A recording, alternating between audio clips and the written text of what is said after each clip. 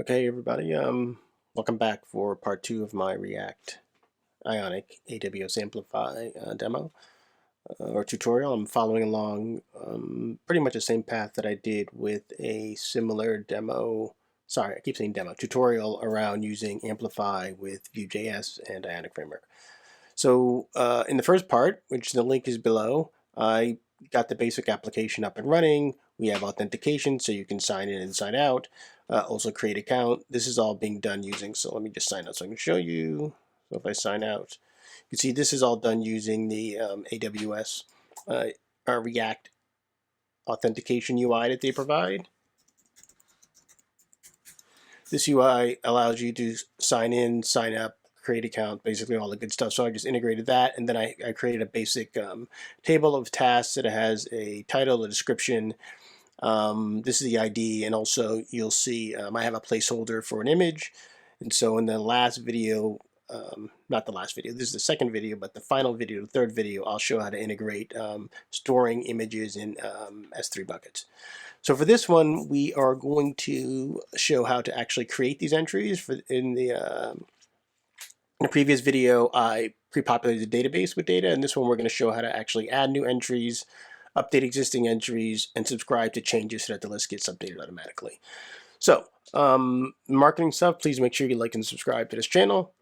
Please also leave comments if there's other content you'd like to see around Ionic Framework, specifically Vue.js and React. That's what I focus on. And let's get to the code. Okay, first a few cleanups. So first of all, let's go to our home page and let's change this title to something that makes a little bit more sense to all of us. Since this really is a real application instead of just blank. So let's change it to something that fits for what we're trying to accomplish here in this video. So we'll change this here to Ionic React AWS Amplify. So that's clear. No thanks. So now we have a nice title there. The other thing that I noticed when I was working in this code is that I left this list component inside of the home component. So what we're going to do is we're going to use the refactoring functionality that we have with Visual Studio Code, and we're going to refactor this out into its own separate file. So we can say move to a new file. And although Visual Studio Code tries its best to help out, you can see it's named it based on the first entry. Let's switch over here, which is the list task props. It's not what we want. We want to, first of all, let's change this because we want to, let's change that. We're going to export default. We don't want the default export to be this guy, so then we'll actually rename this. Let's rename this to just list tasks. So that name's fixed. And then the final thing is we want to put this in our components directory. So we'll move it over to our components directory. And let's see if everything cleaned itself up. So let's go back to our home page. This guy did not clean itself up. Since it's default, we can remove that. Let's close our window here and see now we're back. So really all I did was just kind of clean up for some structure. So we have a separate component over here for what's actually listing the tasks. The other thing that I realized was, let's go back to list tasks, is that we really want to subscribe to changes in the data store so that as I add new entries, the lists will automatically update. And the way we do that is also pretty straightforward. You can, through the functionality that's provided, you can observe your specific models and identify changes in the models and get your data to update. So what we're going to do here is we have our, when this component loads, the first thing it does is it calls this useRef here. We have our function to load the data, and then we call load data. But what we want to do is after that, we're going to utilize this functionality and observe our task model, and any changes to that will just recall the load data. And so we'll always get updates in our list as they happen. And the last thing we want to do is, because we're inside of this useRef, we want to make sure that we clean up on the end. So we're going to return return, and all we're going to do is when we end, we're going to unsubscribe. So we can get that back where it belongs. So we can unsubscribe from this observer. So we'll do that at the end. And then the last thing we want to do is we want to only call this once. So there's no dependencies, and so now we're good. And you'll see this when we start to add the objects, and the list will automatically get updated. This is just a little bit of housekeeping for things that I noticed when I was kind of working on this. Now I think we have the basics set up. Let's start with the next step, which is to actually be able to add tasks. And so to do that, we're going to have to, well, what's the best way to do this? Let's start first by setting up our modal object here inside of our home component. So the idea is we'll have a modal dialog, we'll keep track of state, pass data back from the modal dialog, and then create some methods to actually add and update objects. So let's get into our home component, and we're going to first start by tracking some state here. And then we are going to keep track of a couple of things here. And the first thing we want to do is open, which will be a Boolean, and we're going to set this initially to false because our modal is not open when the app first starts. And then we're going to have data that's associated with the modal, and that'll be set to null because there's nothing there. Let's import our appropriate libraries, add use state to react up the top. Now it's complaining because we're not using these guides anywhere. So first, let's start off by adding our button up to the top here. So here, since we're just creating a button, let's import all my missing imports. So now we have our new button there on the end. This is kind of, because I zoomed this in so much, there you go. We have our new button. So what's going to happen is as you click the new button, we're going to adjust the state of the show modal. We'll set the is open to true and no data, because in a new button, we don't want to pass any data into the modal dialog. All right, so now we have our state property. Now let's kind of do something with it. So here is where we'll put the code for the modal, and then we will do our ion modal. Needs to know if it's open or not, and so we'll say is, well, actually let's get the imports in. I like getting the imports in because then with TypeScript we can get it to kind of show us the variables that we need. So you see, you can have the ion modal is complaining because it's saying it's missing some parameters, and one of the parameters it's missing is open. Is open is going to be set to our show modal is open. And then it's complaining because it needs some children. And so for children, we're going to create a new module called entry form. And the entry form object that we're going to create is going to take two things. So what are we going to do when on close modal? We're going to have to call some function.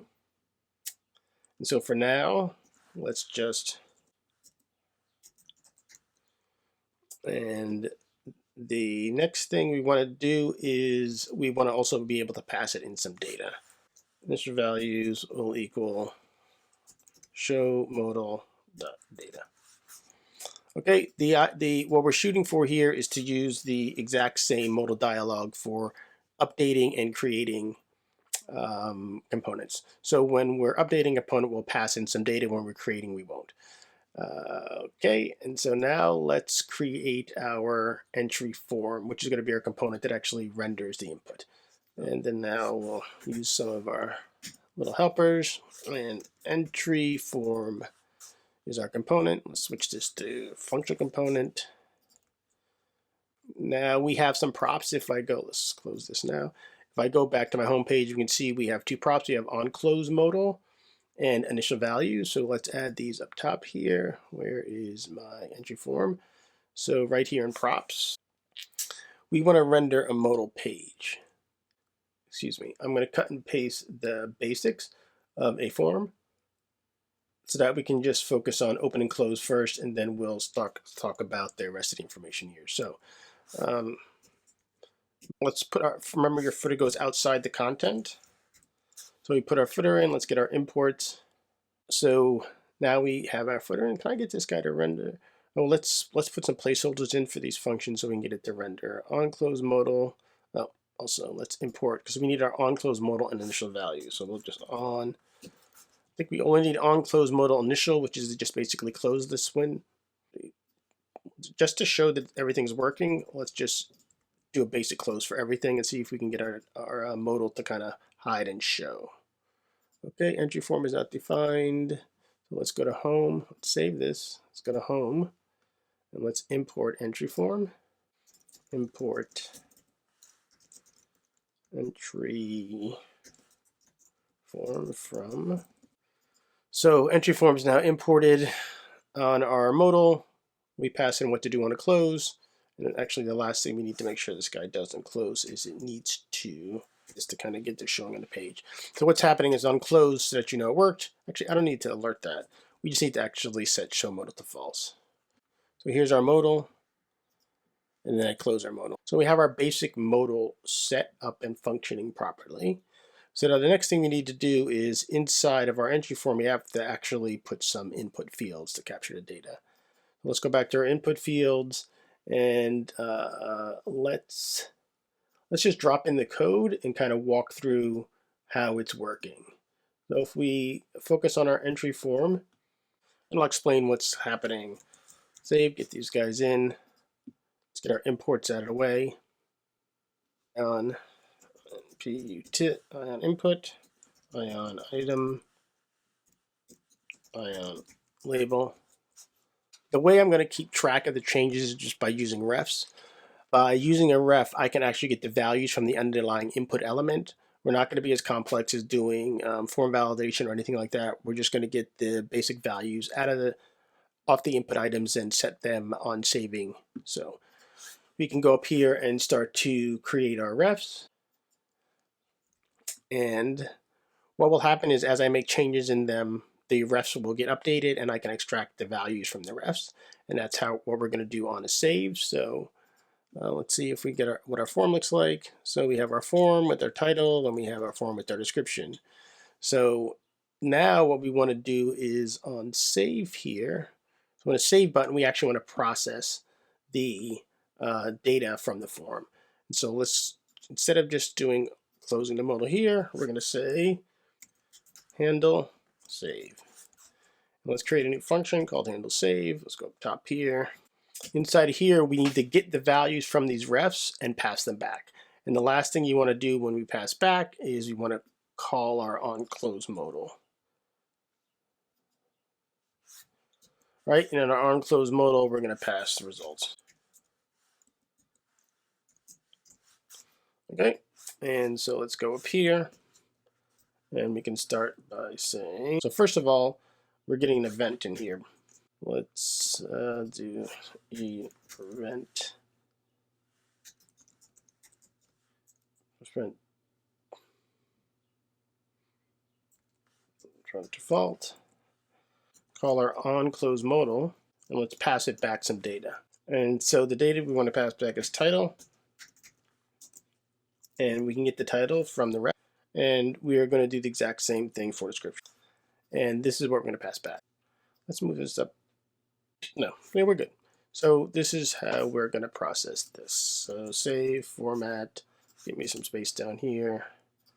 It's going to get a little bit ahead of here. So when I click save, I should call the onClose modal, and onClose modal should give me the data that came back from this modal. Let's go to home, and let's see, what are we doing? So right now on onClose modal, it's always setting this to false, but I think we want to actually have a function to handle this, because now there's a difference between cancel and save. So let's modify our home component a little bit to have some better functionality to support that. And so what we're going to do is we're going to switch, let's copy this function because I'm certain we're going to need it again. Let's cut this and let's call handle close modal. And I think we can actually just simplify this because we're going to take whatever we get back and just pass it through. Okay, and then let's go up to the top here, and then we're going to process the data that we get back. All right, and so in handle close modal, first let's just console log value, so we can see the data that comes back to us. And then, so let's see if we're getting data back. Let's create a new object, test for data, a description, save, and then let's take a look at our debug tools, and we got some data back, which is what we're trying to do. Now we'll finally get to the Amplify stuff. So for Amplify, actually saving data is pretty straightforward. You call the data store object that we've already imported. Oh, I don't have my data store object here because this is the first time I'm actually using it inside of this component. But so if we have a value, we want to save it. So let's do return AWAIT, and then you get your data store, data store, and then we do a save, and then we're going to pass in, we're going to pass in our new object that we want to save, and our new object is our task. It's the model we've created, so we say task. Actually, we need to create a new task. So we say new task, and then the task gets a title, title, which we can take from value title, TITLE, and then description, DSERIPTION, which we also get that from value DSERIPTION. Okay, we add the async modifier. Let's import our task. If we have a value, then we're going to save it. We're going to take the values that we got passed back from the modal, which will be the title and the description, and we should save it to the data store. And now remember, because we've modified our list task here to listen to changes on the task, what should happen, it should immediately appear on this list. So let's run this code and see if we can get it right the first time out the box. So let's say new task, script ION. Why did this not work? Let's go back to my home and see what I did wrong. Oh, I don't want to do a return here because it's not going to call the set show modal, the false. So it's working, but we didn't see the result because I did a return before I cleared the window. Save, and now you can see it added it twice because it did it the first time and then the second time. Let's do that one more time so you can see it working. So just to clear why it didn't work. I had the return here on this data store save, and since it was returning here, it never got an opportunity to set show modal to false, which would close the window. But do notice that it did automatically add the new task. So let's do it one more time. Description, save, and you can see it added the new one. And just to show that cancel is working, I can say title, this should cancel. Let's do a cancel. It ended and nothing got added. So we've showed how to quickly add an object. Let's kind of clean up some data. Let's modify our list and show how to actually delete the object, and then we'll jump over to actually editing the object, because that's going to require a little bit more modification of our form. Let's go to list task and let's add some buttons on the bottom here to manage whether you're going to edit or delete an object. So underneath this guy, we're going to add our two buttons. Let's do our automatic import. So we're adding a button for edit and adding a button for delete. And so we want to just manage these events. The whole idea is to keep this component pretty simple. And when an edit or delete button is clicked, it should just call a handler that was passed in. So we can finally do something with these props. And we're going to say on edit, and then on delete. And then we will come down here and we will say on edit, on delete, on edit. So what's going to happen now is that these two functions, when I click the edit button or delete button, it'll pass a specific task back to the handler. So let's go into my home, and my list component should be complaining because it's looking for an on edit. So it's got the on delete, and we'll have a function that will call for that. Handle, what do I want to call these functions that's intuitive? Let's take a look and see. Can I just delete directly? Yeah, let's just keep it simple. Let's just say value. And then we're just going to call delete data.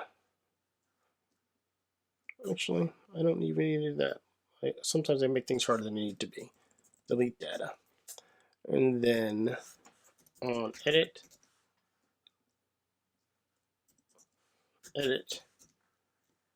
data. Okay, and then now let's add these functions up here. Const delete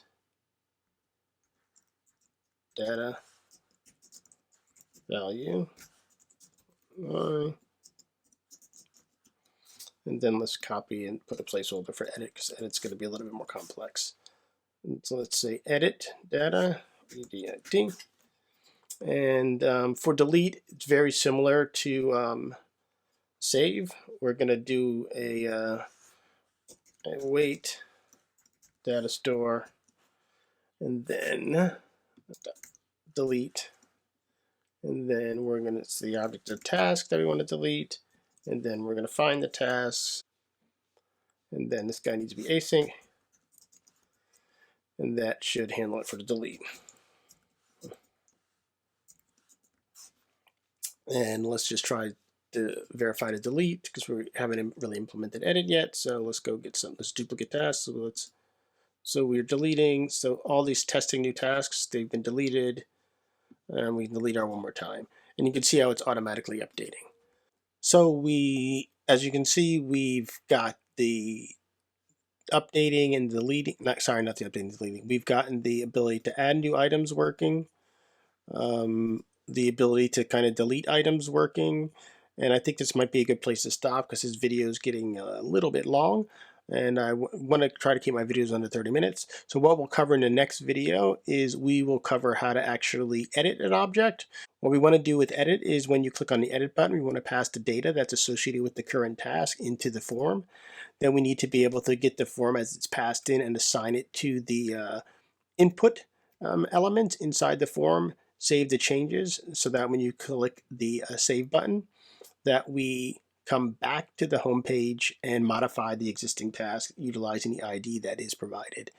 And then what we will also do is, I think, depending upon how long that video turns out, we'll also incorporate uploading images using the S3 buckets. So thanks for stopping by. Link to the source code will be provided at the end of the video, and we will see you next time.